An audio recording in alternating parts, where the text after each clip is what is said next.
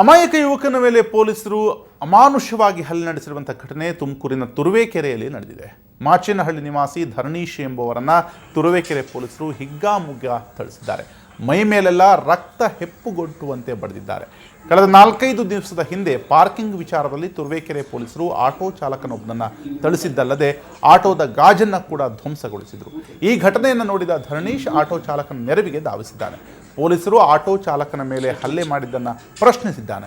ಇದರಿಂದ ರೊಚ್ಚಿಗೆದ್ದ SI Suresh, ASI Shivakumar ಹಾಗೂ 3-4 ಜನ ಪೇದೆಗಳು ಸೇರಿ ಧರಣೀಶ್ನನ್ನು ಹಿಗ್ಗಾಮುಗ್ಗಾ ಥಳಿಸಿದ್ದಾರಂತೆ. ಬಳಿಕ ಧರಣೀಶ್ ವಿರುದ್ಧ ಪೊಲೀಸರ ಮೇಲೆ ಹಲ್ಲೆ ನಡೆಸಿದ ಕೇಸ್ ದಾಖಲಿಸಿ ಜೈಲಿಗಟ್ಟಿದ್ದಾರೆ. ಇಲ್ಲಿ